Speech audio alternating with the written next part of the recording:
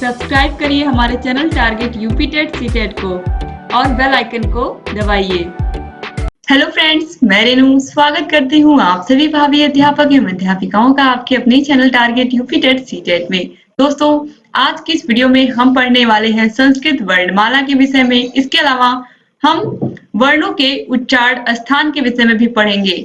और हमने पिछली वीडियो में पढ़ा था महेश्वर सूत्रों के विषय में और किस तरीके से हम प्रत्याहारों को बनाते हैं और प्रत्याहार सूत्र में कौन कौन से वर्ण आते हैं, ये सभी चीजें आपने पढ़ी थी, जैसे कि अच प्रत्याहार, हल प्रत्याहार, बहुत सारे प्रत्याहार बनाना आपने सीखा था और बहुत ही अच्छे से आपको वीडियो समझ में भी आई थी। आज की इस वीडियो में भी हम संस्कृत वर्णमाला के विषय में पढ़ेंगे और वर्णमाला हो, इसके अलावा संस्कृत में उच्चारण स्थान हो, ये दोनों ही टॉपिक बहुत ही महत्वपूर्ण है आप लोग के एग्जाम में। कम से कम ये आपका महेश्वर सूत्र, वर्णमाला और जो उच्चारण स्थान है, इनको मिलाकर के कम से कम 6 से 7 नंबर आपको यहीं से मिल जाते हैं आपके संस्कृत विषय के पेपर में। तो आप लोग इन तीनों ही टॉपिक को बहुत ही अच्छे से और समझते में चलिए, आसानी से आपको सारी बातें समझ में भी आ जाएंगी और आप लोग एग्जाम में बहुत अच्छा स्कोर करेंगे संस्कृत के। तो चलिए हम स्टार्ट करते हैं वर्णमाला को। वर्णमाला किसे कहते हैं? आपको पता है, वर्णों के व्यवस्थित समूह को वर्णमाला कहते हैं। और अगर पूछा जाए कि वर्ण किसे कहते हैं, तो मानव के मुख से निकली हुई ध्वनि की अंतिम और अविभाज्य इकाई, यानी कि जिसे हम विभक्त नहीं कर सकते या फिर ये कह सकते हैं कि जिसे हम अलग नहीं कर सकते हैं, उसे हम क्या कहते हैं? अविभाज्य इकाई को ही हम क्या कहते हैं? वर्ण कहते हैं। तो मानव के मुख से निकली हुई ध्वनि की अंतिम और अविभाज्य इकाई को ही हम क्या कहते हैं? वर्ण कहते हैं। इन्हीं वर्णों के समूह को वर्णमाला कहते हैं, या फिर हम इस तरीके से भी कह सकते हैं कि वर्णों के व्यवस्थित समूह को वर्णमाला कहते हैं। वर्णों के व्यवस्थित समूह को वर्णमाला, जैसे कि सबसे पहले हम स्वरों को लिखते हैं, फिर उसके बाद व्यंजन को लिखते हैं, सबको एक क्रम में लिखते हैं, तो वह हो जाता है वर्णों का व्यवस्थित समूह। और वर्णों के व्यवस्थित समूह को ही हम क्या कहते हैं? वर्णमाला कहते हैं। अब इसके बाद जो संस्कृत वर्णमाला है, उसमें कुल कितने वर्ण है? 46 वर्ण है। अब इस 46 के विषय में हमें यहाँ पर देखना है, तो याद रखिएगा आप लोग। अब देखिए, जो वर्णों के प्रकार हैं वो 2 प्रकार के हैं, आपको पता है, स्वर और व्यंजन। स्वर जो है इसे हम अच प्रत्याहार भी कहते हैं या फिर अच के नाम से भी जानते हैं। व्यंजन को भी हम हल प्रत्याहार के नाम से जानते हैं। और अच प्रत्याहार, हल प्रत्याहार में कौन कौन से वर्ण आते हैं? आप महेश्वर सूत्र अगर आपको याद है तो आसानी से आप इन वर्णों में, इस प्रत्याहार के अंतर्गत आने वाले वर्णों को आसानी से आप ढूंढ सकते हैं अगर आपने महेश्वर सूत्रों को याद किया है। और पिछली वीडियो अगर आपने नहीं देखी है तो आप लोग प्लीज देख लीजिएगा, क्योंकि महेश्वर सूत्र याद होना बहुत जरूरी है। संस्कृत वर्णमाला या संस्कृत विषय की शुरुआत करने से पहले आपको महेश्वर सूत्र जरूर याद होने चाहिए, तभी आप प्रत्याहार बना पाओगे। और प्रत्याहारों के अंतर्गत कौन कौन से वर्ण आते हैं तभी आप समझ पाओगे। मैंने बहुत ही अच्छे से समझाया है। अब देखिए, स्वर किसे कहते हैं? बहुत ही आसान सी परिभाषा है स्वर की, कि जिन वर्णों के उच्चारण में किसी अन्य वर्ण की सहायता नहीं ली जाती है, यानी कि वे मूल रूप से स्वतंत्र होते हैं, उन्हें बोलने के लिए किसी और वर्ण की सहारे की जरूरत नहीं पड़ती है, वह किसी अन्य वर्ण की सहायता नहीं लेते हैं उच्चारण के लिए, तो वही वर्ण होते हैं स्वर। तो जिन वर्णों के उच्चारण में किसी अन्य वर्ण की सहायता नहीं ली जाती है, किसी अन्य वर्ण या किसी अन्य अक्षर की आवश्यकता नहीं होती है, उन्हें हम क्या कहते हैं? स्वर कहते हैं। और संस्कृत में कुल 13 स्वर हैं। कितने हैं? 13 हैं। अब स्वर 3 प्रकार के होते हैं, याद रखिएगा संस्कृत में। अब यही बहुत महत्वपूर्ण है। हर्ष स्वर कौन कौन से हैं? दीर्घ स्वर कौन कौन से हैं? प्लुत स्वर कौन कौन से हैं? हर्ष स्वर में आप देखिए अ, ई, उ, री, री, यही 5 आते हैं, यही 5 आते हैं, याद रखिएगा आप। इसके बाद देखिए दीर्घ स्वर में आ, ई, उ, ए, ऐ, ओ, औ, ए, ऐ, ओ, औ। आप देखिए ये चारों ही क्या हैं? दीर्घ हैं। और यहाँ पर देखिए बड़ा आ, बड़ी ई, बड़ा उ और ये ए, ऐ, ओ, औ, ये दीर्घ स्वर में आते हैं। तो ये हर्ष स्वर में कौन कौन से वर्ण हैं? दीर्घ स्वर में कौन कौन से वर्ण हैं? और प्लुत स्वर में कौन आता है? ओम आता है। तो इन सबको मिला के टोटल 13 वर्ण हो गए हैं। लेकिन आपको हर्ष स्वर में ये 5 वर्ण अ, ई, उ, री, री, ये तो बिल्कुल याद होने चाहिए आपको। और उसके बाद दीर्घ में आ, ई, उ, ए, ऐ, ओ, औ, ये भी याद होने चाहिए, क्योंकि एग्जाम में पूछता है। तो अगर आपको याद रहेगा तभी आप लिख पाओगे, तभी आप सही आंसर टिक कर पाओगे। इसलिए बहुत जरूरी है कि आप लोग ह्रस्व स्वर में कौन कौन से वर्ण आते हैं, दीर्घ स्वर में कौन कौन से वर्ण आते हैं, ये आपको याद रहे। तो कितने स्वर हो गए टोटल? 13 स्वर हो गए। इसके बाद अब हम व्यंजन अथवा हल्के विषय में पढ़ेंगे। आप व्यंजन किसे कहते हैं? तो व्यंजनों का उच्चारण स्वरों की सहायता से होता है, या फिर हम इस तरीके से भी कह सकते हैं, जिन वर्णों का उच्चारण स्वरों की सहायता से होता है उन्हें हम क्या कहते हैं? व्यंजन कहते हैं। जिन वर्णों का उच्चारण स्वरों की सहायता से होता है उन्हें हम क्या कहते हैं? व्यंजन वर्ण कहते हैं। और व्यंजनों को टोटल 4 भागों में बांटा गया है। कुल व्यंजन 33 हैं। संस्कृत विषय में 33 व्यंजन और 13 स्वर हैं। याद रखिएगा आप लोग टोटल कितने हो गए? 46 हो गए। अब यहाँ पर सबसे पहले अस्पर्श व्यंजन में क वर्ग के सभी व्यंजन का, ख, ग, घ, अंग, च वर्ग में च, छ, ज, झ, ञ, ट वर्ग में ट, ठ, ड, ढ, अण, त वर्ग त, थ, द, ध, न और प वर्ग प, फ, ब, भ, म। यही आते हैं अस्पर्श व्यंजन में। अस्पर्श व्यंजन में इतने वर्ण आते हैं। अब इसके बाद अंतस्थ, अंतस्थ, ऊष्म, संयुक्त, ये सब आपको बिल्कुल याद होना चाहिए, क्योंकि बार बार एग्जाम में क्वेश्चन पूछता है, चाहे यूपी टेट हो, चाहे आप लोगों का डीएलएड का एग्जाम हो। तो इसलिए आपको ये तैयार रहना है। इसके लिए अंतस्थ वर्णों में अंतस्थ व्यंजन य, र, ला, व, य, र, ला, व अंतस्थ व्यंजन। और ऊष्म व्यंजन श, श, श, ह। ऊष्म व्यंजन हम इन्हें क्यों कहते हैं? आप बोल करके देखिए, श, श, श, ह। तो मुख से ऊष्मा निकलती है, तो इस तरीके से घर्षण उत्पन्न होता है, इसलिए इसे हम क्या कहते हैं? ऊष्म व्यंजन कहते हैं इन्हें। श, श, तीनों स और हा को। और अंतस्थ में य, र, ला, व। याद रखिएगा दोस्तों, बहुत ही महत्वपूर्ण है ये अंतस्थ व्यंजन और ऊष्म व्यंजन। अंतस्थ व्यंजन में कौन कौन से वर्ण आते हैं, इस तरीके से एग्जाम में क्वेश्चन पूछता है, तो आपको लिखना होगा य, र, ला, व। और ऊष्म व्यंजन में श, श, श, ह।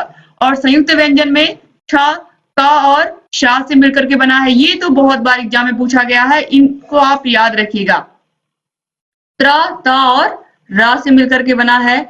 और ज्ञा, ज्ञा जो है ये ज और इया से मिलकर के बना है। एक वर्ण और होता है श्र, ये श और र से मिलकर के बना होता है, ये भी आप याद रखिएगा। स्र भी कभी कभी पूछ लेता है, मेनली छ, त्र और ज्ञा ही पूछता है। तो स्र भी अगर पूछेगा तो जो स्र है ये श और र से मिलकर के बना हुआ है। इस तरीके से दोनों के नीचे हलंत रहेगा।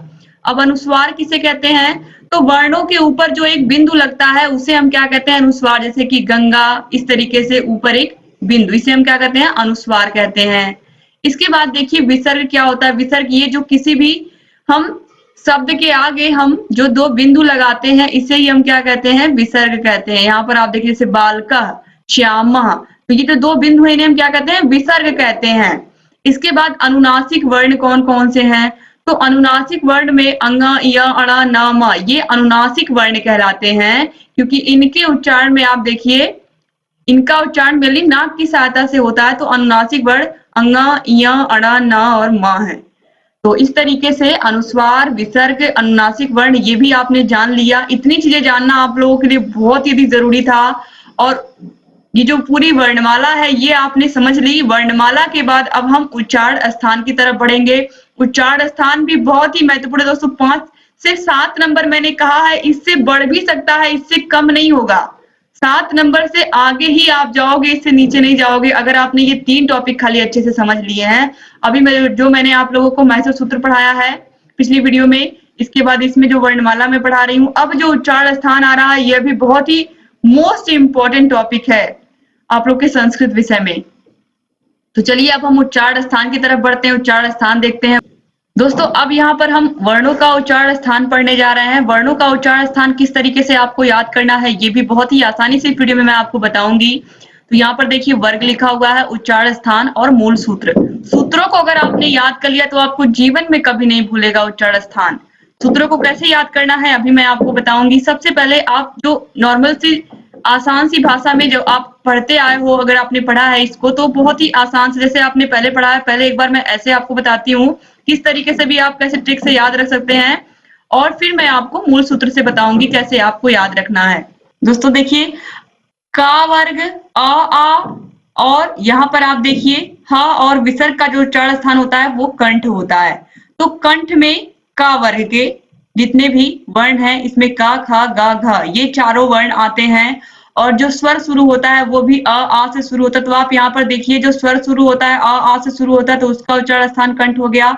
जो क वर्ग होता है यह भी व्यंजन में सबसे पहले आता है तो इसका उच्चारण स्थान भी कंठ हो गया। इसमें अलग क्या है, हा है। हा को आपको याद रखना होगा कि हा का भी उच्चारण स्थान क्या होता है, कंठ होता है। तो ये साधारण तरीके से हो गया। इसके बाद देखिए तालु। तालु में इसके बाद आ के बाद क्या आता है, ई आता है वर्णों में, स्वरों में। तो ई हो गया। इसके बाद क वर्ग के बाद क्या आता है, चा आता है।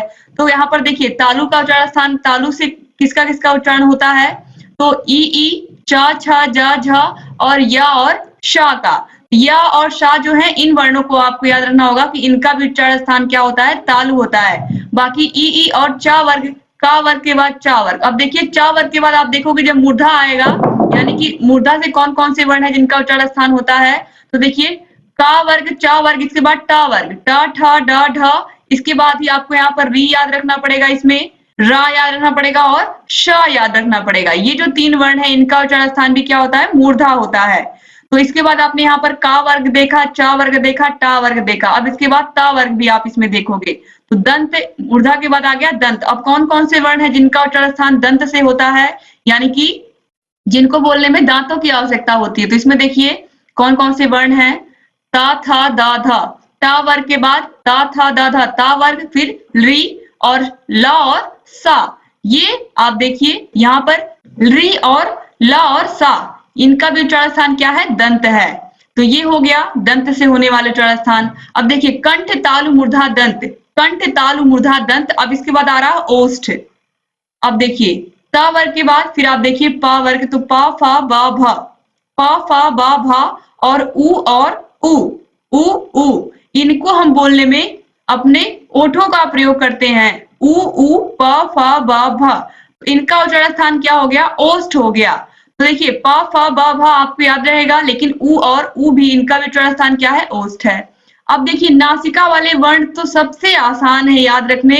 नासिका वाले वर्णों में कौन कौन से आते हैं, इया, अंगा, इया, अड़ा, ना, मा। अंगा, इया, अड़ा, ना, मा यही आते हैं। तो ये जितने भी वर्णों के पांचवें, किसी भी वर्ग के जो पांचवें वर्ण होते हैं, का वर्ग में अंगा, चा वर्ग में इया, टा वर्ग में अड़ा, ता वर्ग में ना और पा वर्ग में मा। तो इस तरीके से ये जो होते हैं, ये सबसे लास्ट वर्ण किस में आते हैं, नासिका। आप देखिए अंगा बोल के देखिए, इया बोल के देखिए, अड़ा बोल के देखिए, ना बोल के देखिए, माँ बोल के देखिए। आप देखिए सबको बोलने में नाक की आवश्यकता होती है, तो इसीलिए नाक से श्वास निकलती है। तो इसलिए यहाँ पर आप देखिए इनका उच्चारण स्थान नासिका हो गया। अब देखिए यहाँ पर कुछ वर्ण हैं, इनको आसानी से आप याद रख सकते हैं। ए और ए को बोलने में, इनको बोलने में कंठ और तालु दोनों का प्रयोग होता है, तो इन्हें हम कंठ तालु वर्ण कहते हैं। ओ और औ को बोलने में कंठ और ओष्ठ दोनों का प्रयोग होता है, तो कंठोष्ठ हो गए ये दोनों वर्ण। व का उच्चारण स्थान यहाँ पे याद रखिएगा। व अकेला एक वर्ण है जिसको बोलने में हमें दांत और ओष्ठ दोनों का प्रयोग करना पड़ता है, तो इसे हम क्या कहेंगे, दंतोष्ठ वर्ण कहेंगे। दांत और ओष्ठ, व को बोलने में दांत और ओंठ दोनों का प्रयोग होता है। मोस्टली ये पूछा गया है एग्जाम में, ये बहुत ही इंपॉर्टेंट है कि व का उच्चारण स्थान क्या है, दंत और ओष्ठ है। आप व बोल के देखिए, आप देखोगे आपके दांतों का भी प्रयोग हो रहा है, आपके ओठों का भी प्रयोग हो रहा है, तो दंत ओष्ठ वर्ण है। इसके बाद देखिए यहाँ पर प, फा भी अलग से दिया है, जीभ का मूल भाग कभी कभी एग्जाम में पूछता है। वैसे मेनली आप देखिए यहाँ पर पा और फा आ गया है, इसका उच्चारण स्थान ओष्ठ है। तो अगर एग्जाम में ओष्ठ ऑप्शन में नहीं दिया रहेगा तब आप जीभ का मूल भाग टिक करोगे। अगर ये दिया होगा तो ओष्ठ नहीं दिया होगा। तो मेनली एग्जाम में यही पूछता है, प और फा का उच्चारण अगर पूछता भी तो पूछेगा ओष्ठ आपको ऑप्शन में मिलेगा। लेकिन आप जानने के लिए ये जानिए कि प और फा को हम जीभ के मूल भाग से इनका उच्चारण करते हैं, तो अगर एग्जाम में पूछता है तो आपका गलत नहीं होगा। मेनली वैसे आपको एग्जाम में यही देगा, ऑप्शन में ओष्ठ देगा ही देगा। अगर ओष्ठ देगा तो जीभ का मूल भाग नहीं लिखा हुआ मिलेगा, लेकिन आप लोग अपने जानकारी के लिए रखिए। बाकी 9 तक अगर आपने याद कर लिया है, ये 9 तक, केवल 9 तक ही बात कर रही हूँ, 10 और 11 की जरूरत नहीं है आपको अनुस्वार अंग का भी जो उच्चारण स्थान होता है वो नासिका ही होता है। जिस तरीके से अंगा, इया, अड़ा, ना, मा है, वैसे अनुस्वार भी आप याद रखिएगा। किसी भी वर्ण के ऊपर अगर लगा तो उसका उच्चारण स्थान नासिका ही होगा। अब देखिए यहाँ पर ये 10 और 11 को अगर नहीं भी आप याद रखते हो, केवल 9 तक अगर आप याद रखते हो तो भी आसानी से। अब यहाँ पर मैं फॉर्मूला आपको बता रही हूँ कैसे याद रखना है। एक स्वर में पहले मैं आपको बताऊंगी, फिर आपको मैं समझाऊंगी कैसे याद रखना है। देखिए, अकु विसर्जनीया नाम कंठा, इचु यशा नाम तालु, ऋतुरसा नाम मूर्धा, लृतुलसा नाम दंता, उपूप धमनिया नाम ओष्ठौ, इयम गणना नाम नासिका च, ए दैतो कंठतालु, ओ दौतो कंठोष्ठम, वकारस्य दंताष्ठाम, जीवा मूल्यस्य जीवामूलम। इसके अलावा नासिका अनुस्वारस्य। तो ये दोनों अगर नहीं भी आप याद करते हो तो भी चलेगा, बस केवल 9 तक आप याद रखो इस तरीके से। अकु विसर्जनीया नाम कंठा, इचु यशा नाम तालु, ऋटुरसा नाम मूर्धा, ऋतुलसा नाम दंता, उपूप धमनिया नाम ओष्ठौ, इयम गणना नाम नासिका च, ए दैतो कंठतालु, ओ दौतो कंठोष्ठौ, वकारस्य दंताष्ठम।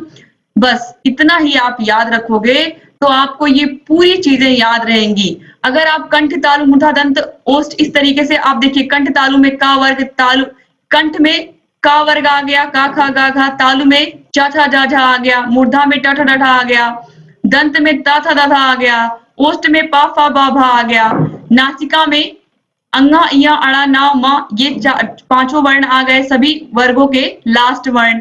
तो इस तरीके से भी आप याद रख सकते हो। लेकिन अगर आपने फॉर्मूला याद किया तो फायदा क्या होगा आपको, अकु विसर्जनीय नाम कंठा, आ का उच्चारण स्थान भी आपको याद हो गया कि आ और आ भी आ गया कंठ में। हा वर्ण आ गया। आप देखिए इस फॉर्मूले में हा आपको दिख रहा है, तो हा का उच्चारण स्थान भी कंठ हो गया। और कुह, का वर्ग के सारे वर्ण आ गए, का खा गा घा। तो अगर आपने फॉर्मूला याद किया है तो आ का खा गा घा, हा और विसर्जनीय नाम यानी कि विसर्ग, इन वर्णों का उच्चारण स्थान कंठ से होता है, इन्हें हम कंठ से बोलते हैं। तो अगर आपने फॉर्मूला याद कर लिया है तो यही फायदा होगा। अब देखिए, इचु यशा नाम तालु में ई यहाँ पर आ गया तो ई आप याद रख सकते हो। फिर चा वर्ग में चा छा जा झा, उसके बाद यहाँ पर ये शा लिखा हुआ है तो ये सा का उच्चारण स्थान या लिखा हुआ है, या का उच्चारण स्थान भी क्या है, तालु है। तो अगर आपने फॉर्मूला याद किया है तो आपका कोई भी वर्ण छूटेगा नहीं, आपके सारे वर्ण आपको याद रहेंगे और कोई भी उच्चारण स्थान आपसे गलत नहीं होगा। एक बार अगर आपने मेहनत करके 8 से 9 फॉर्मूले ये याद कर लिए हैं तो भी आपका कभी भी उच्चारण स्थान गलत नहीं होगा। तो ये जो मैंने मूल सूत्र आपको बताया है कैसे याद रखना है, बस एक स्वर में आपको याद रखना है। अकु विसर्जनीय नाम कंठा, इचु यशा नाम तालु, ऋतुरसा नाम मूर्धा, ऋतुलसा नाम दंता, उपूप धमनिया नाम ओष्ठौ, इयम गणनम नासिका च। बस इसके अलावा ए दैतो कंठ तालु, ओ दौतो कंठोष्ठम और वकारस्य दंताष्ठम। बस इतना अगर आपने याद कर लिया है तो आसानी से आपको उच्चारण स्थान में कहीं कोई दिक्कत होगी नहीं और आप बहुत अच्छे से एग्जाम में स्कोर भी करोगे। तो ये उम्मीद करती हूँ दोस्तों कि आपको जिस तरीके से मैंने यहाँ पर पढ़ के बताया है आपको समझ में आया होगा। आज का भी ये वीडियो बहुत ही महत्वपूर्ण वीडियो है ये, इससे एग्जाम में निश्चित रूप से क्वेश्चन आने ही आने हैं, तो आप लोग भी अच्छे से इसको तैयार कर लीजिए। तो उम्मीद करती हूँ दोस्तों कि आज की भी वीडियो आपको पसंद आई होगी। अगर ये वीडियो अच्छी लग रही है तो अपने कॉलेज फ्रेंड्स को भी शेयर करना ना भूलें, ताकि अधिक से अधिक प्रशिक्षु अपने संस्कृत विषय को मजबूत कर पाए, ताकि यूपी टेट में भी वो अच्छा कर पाए। तो इसलिए आप लोग प्लीज संस्कृत विषय को अधिक से अधिक प्रशिक्षुओं तक पहुंचाइए। जो प्रशिक्षु अभी तक जिनको नहीं पता है क्लासेस चल रही हैं, वो लोग भी क्लासेस को देखें और संस्कृत विषय को बहुत बेहतर तरीके से हम पढ़ेंगे और आपकी तैयारी भी बहुत अच्छी होगी दोस्तों। बस आप चैनल से ऐसे ही बने रहिए और सभी वीडियोस को देखते रहिए। आपको जहां कहीं भी कोई भी समस्या आ रही है हमसे बताते रहिए। अगर अभी तक आपने चैनल को सब्सक्राइब नहीं किया दोस्तों तो प्लीज सब्सक्राइब कर दीजिए और घंटी के निशान को भी प्रेस कर दीजिए, ताकि हम जो भी नई वीडियोस बनाते हैं उन सभी का नोटिफिकेशन आप लोग के पास समय से जाए और आप हमारे सभी वीडियोस को ऐसे ही देखते रहें। यहाँ आई बटन पर क्लिक करके आप लोग सभी वीडियोस को देख सकते हैं और उम्मीद करती हूँ आप लोग वीडियोस को जरूर शेयर करेंगे। अच्छा लगा तो आप लोग जरूर कमेंट भी करके बताइएगा कि आज का वीडियो आपको कैसा लगा और वीडियो को लाइक करके ही जाइएगा। तो उम्मीद करती हूँ दोस्तों आप लोगों को आज की चीजें समझ में आई होंगी और आगे की भी आपको जरूर समझ में आएंगी। बस आप चैनल से ऐसे ही बने रहिए और सभी वीडियोस को देखते रहिए। डिस्क्रिप्शन बॉक्स और कमेंट बॉक्स में भी आपको सभी विषयों की लिंक मिल जाएगी। एक बार फिर से आप सभी भाई बहनों का बहुत बहुत शुक्रिया वीडियो पूरा देखने के लिए। मिलते हैं नेक्स्ट वीडियो में, तब तक अपना ख्याल रखिएगा, आप लोग अपने परिवार का ख्याल रखिएगा और हमारे चैनल से ऐसे ही बने रहिएगा। जय हिंद दोस्तों।